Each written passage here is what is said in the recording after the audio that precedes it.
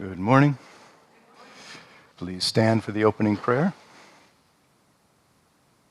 Let us fold our hands and pray from our hearts. Heavenly Father, Mother, friend, beloved God, Jesus Christ, Bhagavan Krishna, Mahavatar Babaji, Lahiri Mahashai, Swami Sri Yukteswar, and Paramahansa Yogananda, saints of all religions, we bow to you all. Divine Mother, bless me that I may know real truth through the all-knowing power of intuition that thou hast given me. Receive the blossoms of our hearts, the fervor of our souls. Om. Peace. Amen. Please be seated.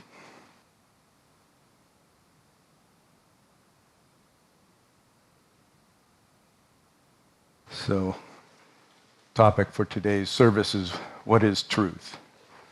And so we'll go over the various methods, the science of realizing real truth, divine truth.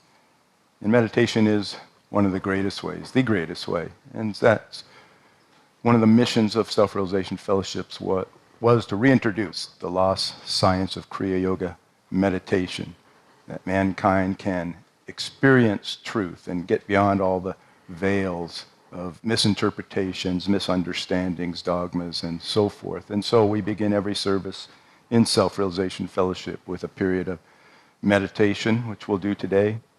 And usually we begin with a chant, but with the Mass mandate, we'll begin with a chant, but our organist will lead us in a chant, and you can just follow along, chant mentally, silently. And if you're new to Self-Realization Fellowship, we simply sit with the spine erect, away from the back of the chair, and then good posture, chin parallel to the ground, shoulders back, hands at or near the junction of the thigh and the abdomen, and then a gentle lifting of the gaze to the level of the point between the eyebrows, corresponds to spiritual perception. And then if you're new and you have no technique, just take some devotional thought that stirs the embers of your heart, and just silently, mentally repeat it again and again. Reveal thyself, reveal thyself. And as often as the mind wanders, and it will, you just bring it back to that thought. And through that simple discipline, that science, if you persevere, the distracting thoughts start to slow down. The breath starts to slow down. You begin to feel greater calmness and peace within. And that is a divine peace, which is coming from the soul, from God. It's not dependent upon anything outside of ourselves. And that's a peace that we can tap into at any time. When we have a difficulty in life, go within, tap into that peace and truth and the answers that we need, that are our birthright, that are always there in the ether within ourselves, coming from God. We'll be receptive to those answers. So let us sit and begin with some breathing exercises. It's always good, especially if we haven't done the energization exercises, to begin with some breathing exercises to oxygenate the body, purify the blood, which without all those toxins in the blood having to be purified, the heart can slow down. So we gain calmness and yet become more alert through the oxygen in the blood. We need that alertness in meditation. One of the biggest, earliest obstacles to meditation is sleeping, nodding in meditation. So if you keep the eyes up, you'll never sleep in meditation. So again, if you're new or even a veteran, check the position of the eyes from time to time. Make sure they remain gently uplifted. So let us begin with, we inhale calmly, fully. We tense the body from low, medium to high, the entire body, never to the point of discomfort. Everything in yoga is achieved naturally, so never to the point of discomfort. So it might be different for everybody, but we tense the body low, medium, high, and then with a double exhalation, we relax the body from high, medium to low. We'll practice that together several times, so let us inhale and tense. Exhale and relax. Inhale and tense. Exhale and relax. Inhale and tense. Exhale and relax. Tense, relax, and feel the relaxation. Do an audit. Make sure there's no tension left in any muscle. If there is, just tense, then relax that muscle, that body part, until you can feel that relaxation throughout the entire body. And now let us practice as a group, but individually, 20-20-20 breathing. So we will inhale slowly, naturally, calmly, fill the lungs, and count as you do. And when the lungs are comfortably filled, properly filled for you, when you've reached capacity, you stop, then hold for that same count, and then exhale for that same count. So it could be 15, 15, 15, 12, 12, 12. Don't get caught up in the numbers. Whatever's natural for your lung capacity. So let's begin.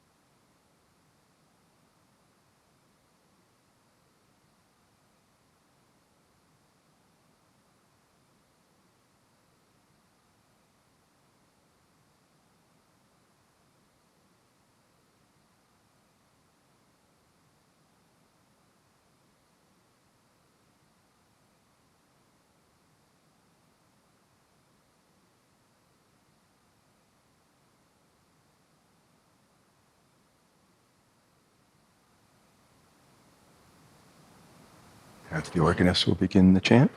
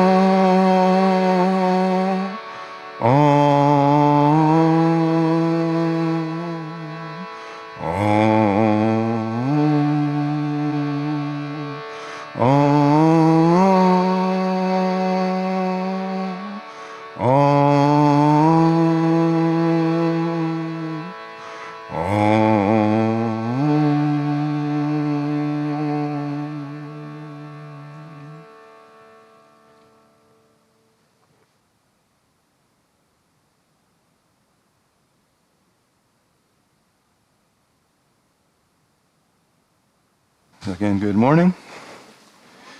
So as we said, the topic for this morning's service is what is truth?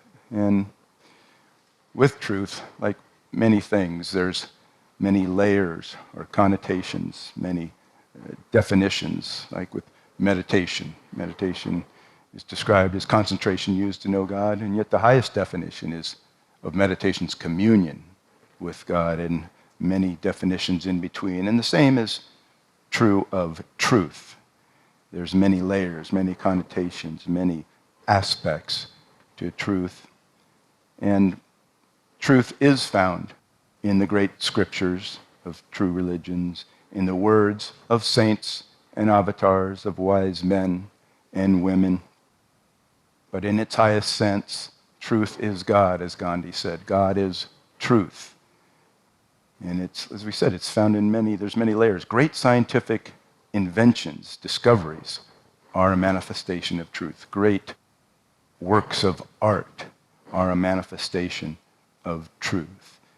But ultimately, truth is God. God is truth. And there is but one God, who has been called by a multitude of names throughout the centuries, through different religions.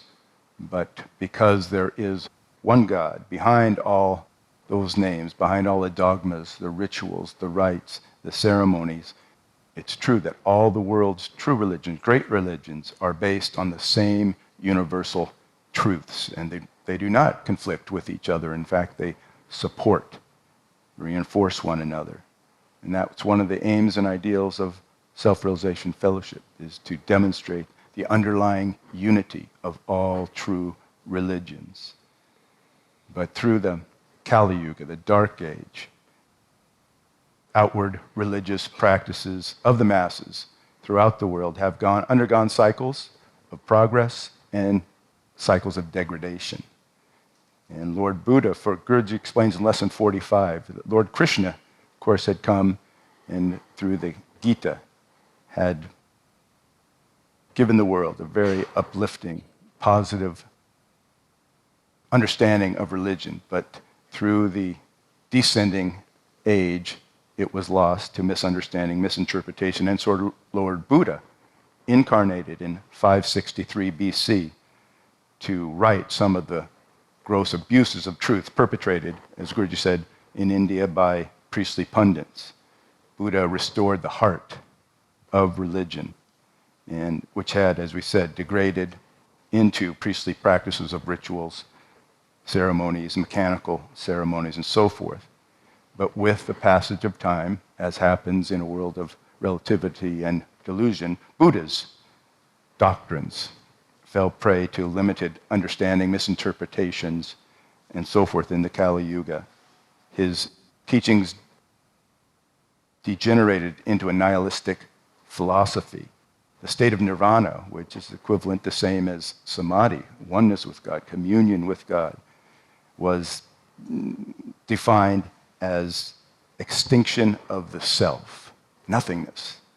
Buddha meant extinction of deluded ego, of the pseudo-self, which must be overcome so that the real self, the eternal self, the soul, can achieve liberation from the repeated cycles of human incarnation.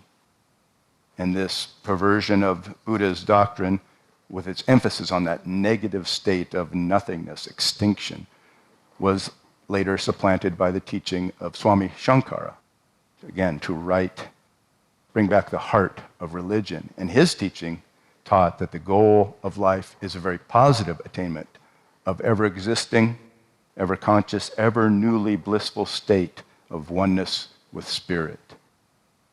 And in the autobiography of a yogi, Paramahansaji wrote, "Truth is no theory, no speculative system of philosophy, no intellectual insight. Truth is exact correspondence with reality. For man, truth is unshakable knowledge of his real nature, his self as soul." So to get to truth, we can understand it, the mind can understand aspects of it, but it can't be fully understood through intellectual exercises.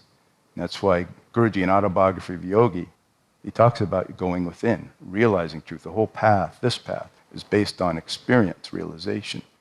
In Autobiography, he quoted an ancient Persian proverb, which reads, "Seek truth in meditation, not in moldy books. Look in the sky to find the moon, not in the pond." And a new student to Self-Realization Fellowship once felt it was possible to assimilate Paramahansaji's teachings strictly through deep study alone, without practicing meditation. And in correcting him, Paramahansaji told him, the perception of truth must be a growth from within. It cannot be a graft. It's realized within, applied without. The world tends to seek it without, but the perception of truth must be a growth from within. And truths are not truth unless you realize them within. Without that realization, they are merely ideas. And it's because of the fact that truth is realized and experienced within through soul intuition that the ancient science of Raja Yoga from India's higher ages is being revived through the instrumentality of the SRF YSS line of gurus through Kriya Yoga meditation. The world is always changing. It is a new world in this ascending age, and we must mold ourselves to the change. And that's possible through meditation. And Guruji says an absolute necessity for each one of us, for the world going forward, is the recognition of the divinity of all mankind. And as a result of that realization of that seed of divinity in each person, sweeping away of all divisive barriers. Guruji wrote in Lesson 45, India's sages had no interest in identifying themselves with denominational names and forms. They sought the ultimate truth, asking, what is the science that will help me to find God? What is that, knowing which I shall know all? They maintain that it is not important to profess belief in a specific sect or denomination of religion. It is important only to know that method for contacting God, to know the science that will give us that realization. Only through that realization can we realize that divinity of all mankind, and only then can we sweep away all divisive barriers.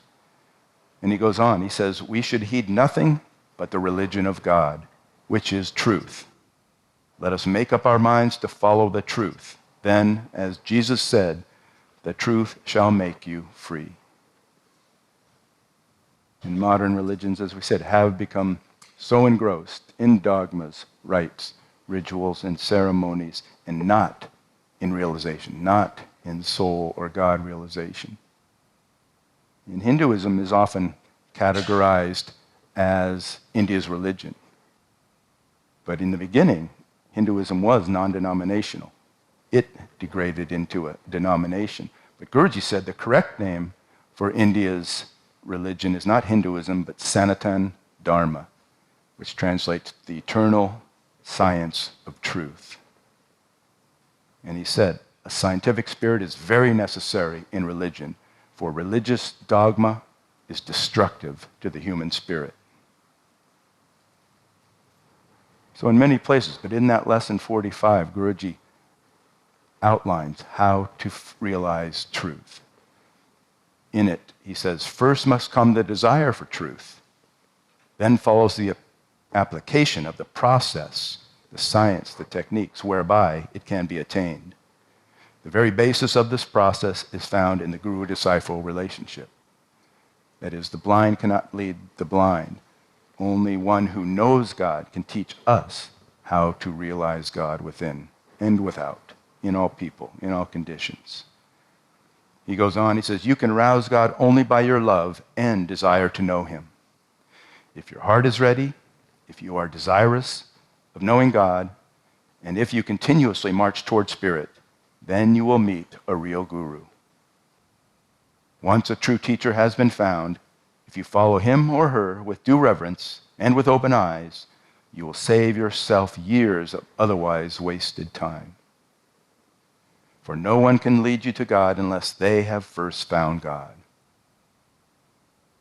He goes on, he said, it is not my purpose to show the supremacy of any particular religion, but to give you self-realization, which will reveal truth wherever it is.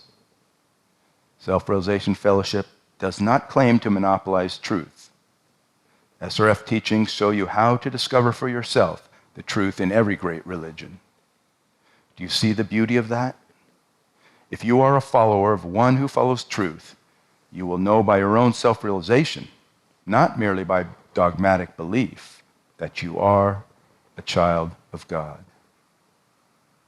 Truth is marching on, and creeds and dogmas that are not founded on truth are dissipating.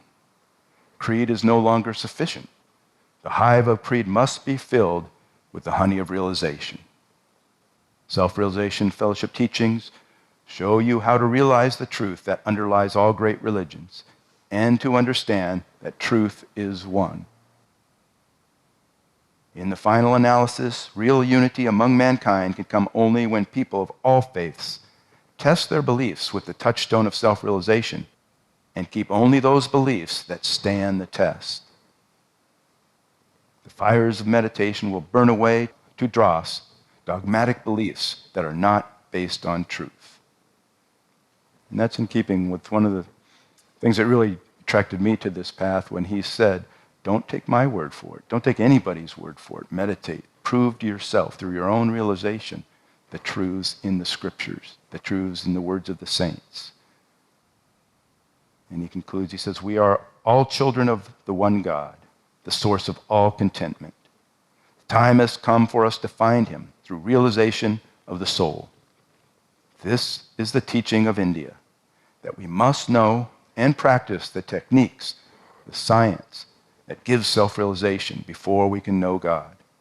And India has sent these Self-Realization Fellowship teachings to show you how to expand your consciousness to receive the infinite wisdom, the infinite love, the infinite joy of God, the infinite truth.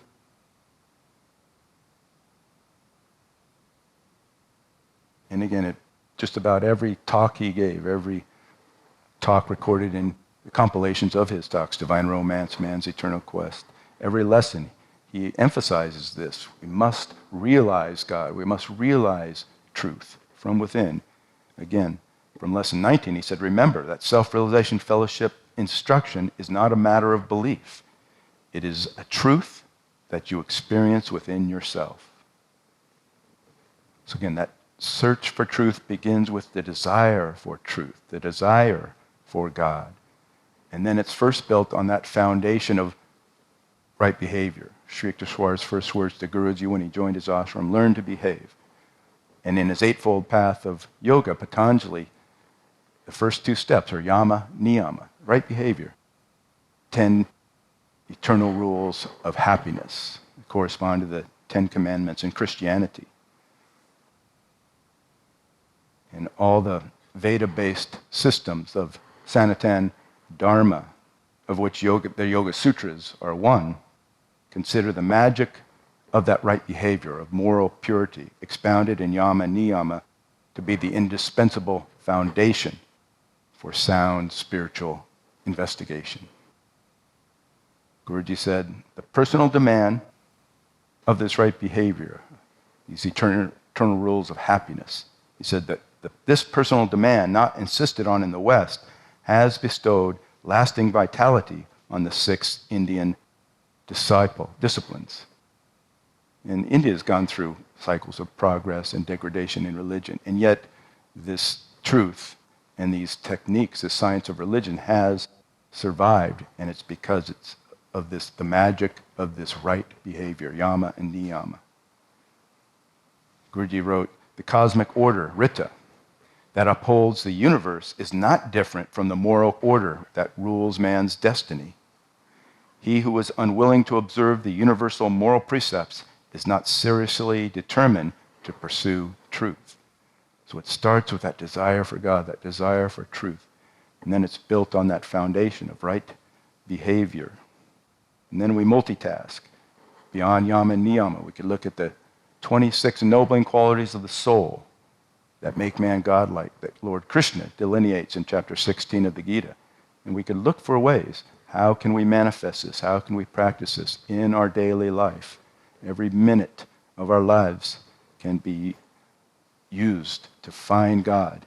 If we're conscious of these things, how am I going to apply yama niyama here? How can I manifest these ennobling qualities of the soul? And again, we're multitasking. All the while, we're establishing that habit of daily meditation to realize within truth. In Divine Romance, Paramahansaji said, there is a definite way to experience God. And what is the way? It is scientific experimentation with religious truths. It is possible to put religion into practice, to use it as a science that you can prove by experimenting on yourself. The search for truth is the most marvelous search in the world. Instead of being merely a matter of attending a Sunday service or performing one's puja, religion must have a practical side. Learn how to build your life around spiritual ideals. Without practical application, religion is of little value. You can only know about the flavor of an orange after tasting it. You cannot know what it is really like by listening to a talk about it. So it is with truth. If you do not make an effort to know truth, to perceive it beneath the veils that hide it, you will not discover your own real nature. So one of the yamas is truthfulness. And truth and truthfulness are often used interchangeably. So I thought it would be of value to spend a little time elaborating on truth in the form of truthfulness. And one thing Guruji talks about a lot is when speaking truth, manifesting or using tact and diplomacy to be able to, so our audience can hear it. And there was a family, and they were having Sunday dinner at Grandma's house. And the family had a little boy, 5 or 6. His name was Johnny. And they were all sitting around the dinner table, and the food was served, and Johnny started digging in, eating right away. And his mom said, "Johnny, please wait until we say our prayer." And he said, "I don't need to." And she said, "Of course you do. We always say a prayer before eating at our house." And Johnny said, "That's at our house, but this is Grandma's house, and she knows how to cook."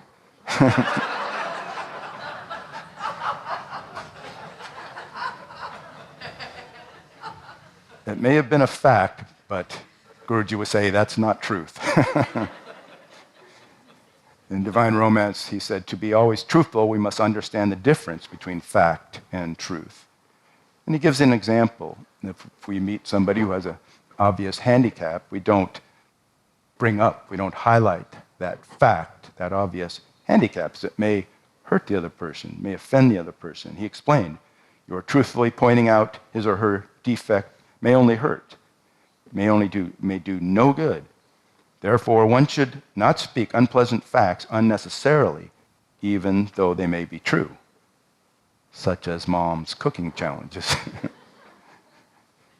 He says, this is from chapter 3 in Divine Romance, Practicing Religion Scientifically. It's a great chapter. He said, truth is always wholesome. Fact can sometimes be harmful. However true it may be, a fact that goes against good is only a fact. It is not truth.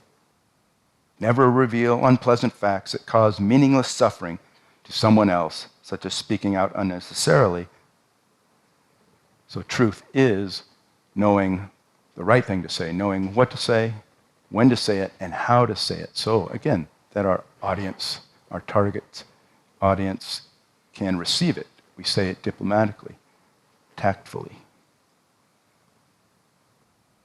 And since, again, we're talking about realizing truth within and then manifesting it without, and again, it's not an intellectual exercise. It's not, we can realize aspects of truth through the mind, but it's realized through soul intuition. And so I thought it would, again, be helpful to share Guruji's guidance on how to develop, how to cultivate soul intuition. And he said there's three types of intuition. First is that latent intuition. And common sense is a manifestation of latent intuition. And discrimination, good judgment are manifestations of that latent intuition. Conscience is a form of latent intuition. The second form is semi-developed intuition, which develops by frequent but unconscious exercise in any one field. It could be business, it could be a hobby, or some new skill, anything else. But again, you're just directing, you're learning concentration, you're learning mental discipline, and that helps develop intuition. The third, consciously developed intuition, which is, we'll go through many ways to consciously develop that, but the most powerful, as we said, is meditation. So he gives 6 ways to develop intuition. The first is exercising and applying common sense, as we said, applying discrimination, good judgment, listening to our conscience. As we use that daily, we're strengthening that muscle, and it's expanding our intuition. And he says that in doing that, it manifests as a good way to develop it is anticipating the needs of others. A good way to develop it is practicing consideration and thoughtfulness toward others, but also, again, exercising, applying common sense. There was a fellow, and he joined the Coast Guard, and at the survival training of the Coast Guard boot camp, everybody was asked at one point to jump off a 30-foot platform into a swimming pool. This one fellow got to the edge, looked down, and immediately backed off. He had a fear of heights, and so the drill instructor immediately got on his case, was scolding him, and in the course said, "What would you do if you had to abandon a burning, sinking ship?" And eyeing the water below, that recruit said, "I'd wait until the ship sank a little lower before jumping." This is common sense. So applying common sense is a way to cultivate intuition. Second way is daily introspection and analysis. By learning through our experiences. But Guruji says wisdom is learning also through the experiences of others. So that daily introspection and analysis. What could we have done different? And what worked? What didn't work? Learning from our experiences. There's a saying, a wise man becomes wise by watching what happens to him when he isn't. And there's a story of a mountaineer who was famous for his wisdom. And his little nephew asked him, "How did you get to be so wise?" And he said, "Oh, it wasn't hard. I've got good judgment. Good judgment comes from experience. And experience, well, that comes from having bad judgment." And it's true. If we spend time in that daily introspection and analysis, we can learn from that. And through that process, be expanding our soul intuition. And the next one relates to that semi-developed intuition. Depth of thought and continued activity in one direction. Cultivating concentration, cultivating mind control through continued, prolonged concentration in one direction. And again, it could be a business discipline, it could be meditation, it could be learning music, language, whatever. But just we're learning mind control, and that helps eliminate restlessness, creates calmness, and in that calmness grows intuition, because that is the fourth way, consciously cultivating calmness. And we can do it throughout the day. That daily introspection could be minute-to-minute introspection, and when we find our emotions getting out of control, do some breathing, do an affirmation, whatever it takes, get our calmness back. But anything that leads to greater calmness, and nothing's more powerful than meditation, that will help us cultivate, develop greater intuition. Paramahansaji said, whenever you want to know something, go and retire within and concentrate. When the mind is receptive, then bring in the data. Start the business or mental solution. Don't be filled with discouragement and say it cannot be done. The world starts with books and outside methods. You should start by increasing the receptivity of your intuition for within you lies the infinite seat of all knowledge, truth. And the fifth method is meditation. It is the most powerful method of all. But not just meditation. Paramahansaji stresses, after meditation, hold on to the peaceful after effects of meditation and bring those into all our activities. What we learn in meditation, apply in activity. And that, again, we could use every minute of our lives in our search for God. And we can use every minute to cultivate greater intuition by bringing those peaceful after effects of meditation into our activity. He said, Paramahansaji, whenever you want to solve a problem intuitively, first go into deep meditation or silence, as you have been taught in the lessons. Don't think of your problems during meditation. Meditate until you feel that a sense of calmness fills the inner recesses of your body, until a divine happiness fills the inner recesses of the soul, and breath becomes calm and quiet. Then concentrate simultaneously at the point between the eyebrows, Christ consciousness center, and the heart. Lastly, ask God to direct your intuition so that you may know what you should do about your problems. And a sixth way he gives to cultivate, develop intuition is try to live all your waking moments consciously listening to the inner voice of intuition, asking without ceasing, Divine Mother, what do you want said in this instance? What do you want done in this instance? And as always, he says, start with small things, listening to that voice, and build up to bigger and bigger things. But it's always important to remember, in this world of relativity, of duality, even when we intuitively perceive truth and apply it, things may not always go smoothly and comfortably. That's just the nature of delusion. But they will be in tune with Dharma if we're following that intuition. They will be in tune with truth. And a manifestation, again, of intuition is knowing what to do and at the right time. What to do, how to do it at the right time. In everyday living, truth is a consciousness that is guided by spiritual wisdom, guided by truth, which propels us to do certain things, not because anybody tells us to do it, but because we know intuitively, know it is the right thing to do. Guruji says that's the highest way to live. We have the yamas and niyamas. We build that foundation, create that habit. But ultimately, we don't do things just because we know we've been told to do it, that's the right thing. Ultimately, we can do things because we intuitively know it's the right thing to do at this moment. That's the highest way to live. Guruji said in Divine Romance, spiritual consciousness means the use of super wisdom, truth, to do the things that supremely benefit yourself and others. Dwell on that thought. It includes selfless service to others, right behavior, adherence to hygienic and all other laws of life, and a harmonious performance of all your duties, material and spiritual, without allowing one duty to contradict another. Spiritual consciousness is a perfect internal expression of truth that manifests as a balanced, harmonious life, giving you true happiness, which you in turn share with others. It includes selfless service, as we've already touched on.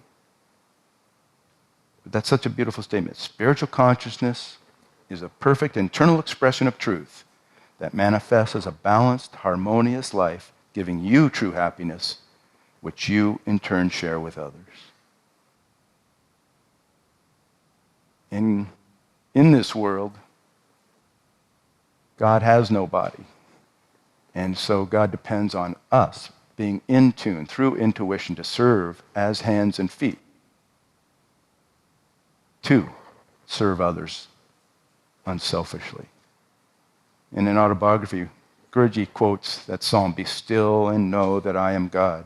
Then says, never flaunting her omnipresence, Divine Mother is heard only in the immaculate silences, reverberating throughout the universe as the creative Om vibration. The primal sound instantly translates itself into intelligible words for the devotee in attunement. So sometimes it's a feeling, intuition. Sometimes it's a hunch. but it can manifest as words. And if it leads to, again, selfless service, following the laws of God's cosmic creation and so forth, we can benefit ourselves, but we can uplift mankind, serve as God's hands and feet. And I wanted to share a story. It was so beautiful. There was a fellow, his name was Art Beaudry, and he taught origami, the ancient Japanese art of paper folding, at a learning institute in Milwaukee, Wisconsin. And there was going to be a big art convention, art show in Milwaukee, and he was asked to represent the Learning Institute. And so he decided he would fold a couple hundred origami cranes, birds, to give out to all those who came by the booth, who asked questions, were interested in the origami. And so for a couple weeks, every day he'd fold a dozen or more of these cranes. So we had a couple hundred the day before the event.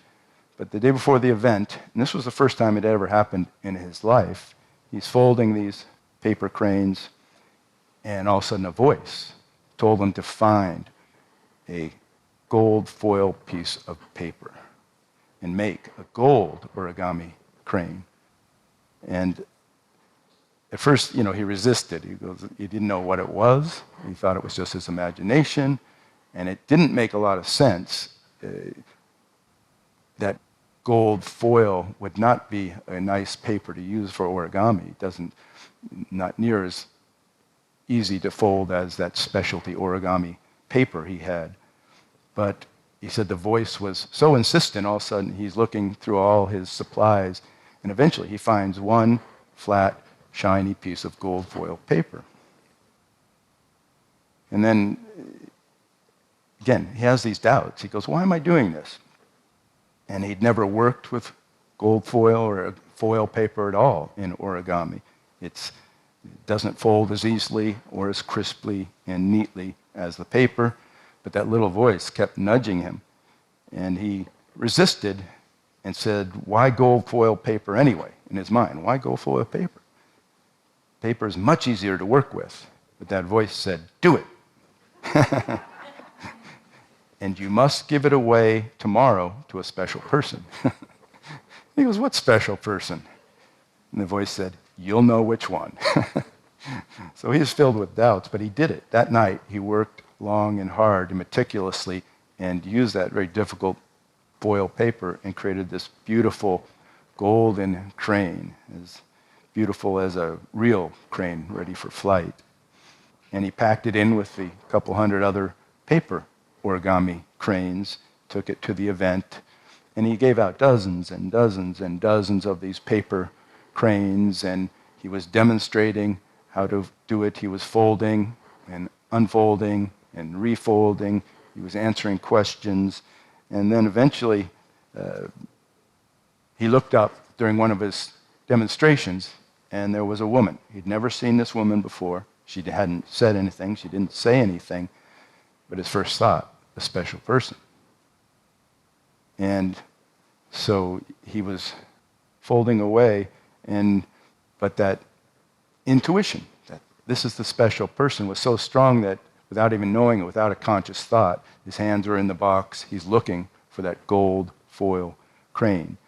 And he finds it, and he hands it to the woman, places it in her hand, and she holds it like it's a real baby crane, and says to her, I don't know why, but there's a very loud voice inside me telling me I'm supposed to give you this golden crane. And then he explained that the crane is an ancient symbol of peace. Then he went back and he's demonstrating, answering questions about the details of origami, the necessity of sharp creases and so forth. And he looks up. That woman's still there, and her eyes are filled with tears. And eventually, she's just holding that crane. She takes a deep breath. And she says, my husband died 3 weeks ago. This is the first time I've been out. She said, today, and then she stopped. Tears are running down her face. She gets her composure back. She says, today is our golden wedding anniversary.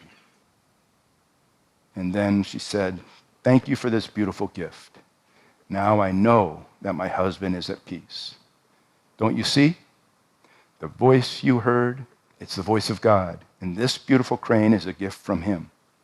It's the most wonderful 50th wedding anniversary present I could have received. Thank you for listening to your heart.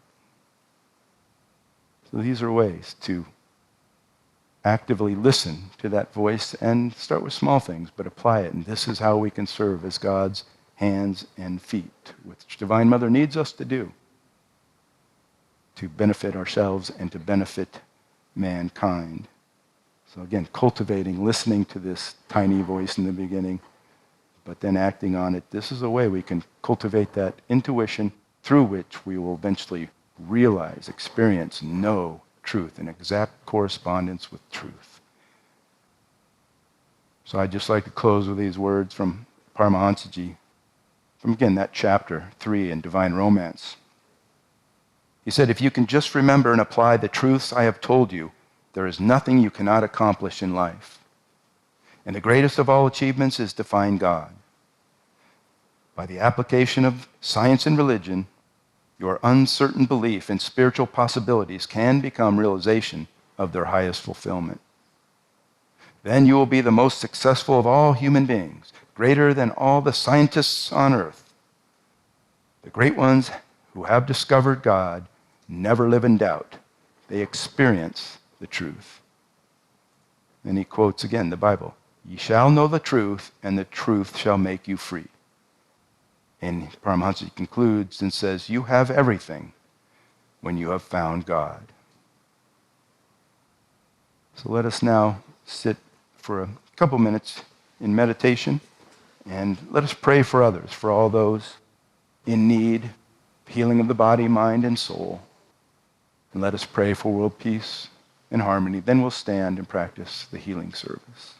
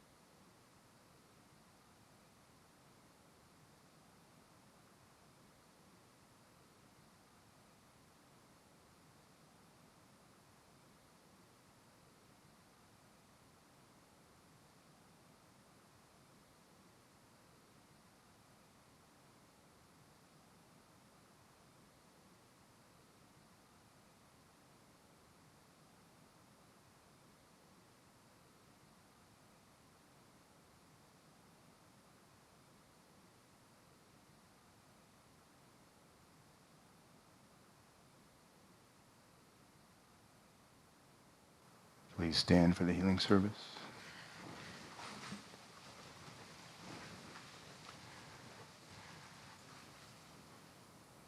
Please pray after me. Divine Mother, thou art omnipresent. Thou art in all thy children. Manifest thy healing presence in their bodies, minds, and souls. Let's raise our arms and chant Om for the healing of the body. Om.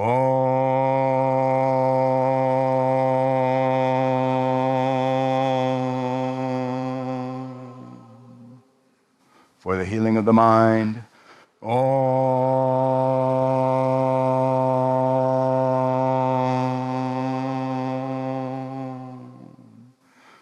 For the healing of the soul.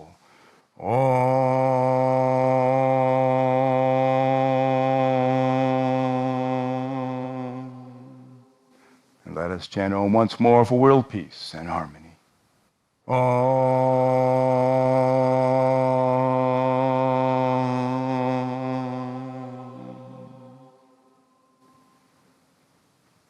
fold our hands and conclude with a prayer.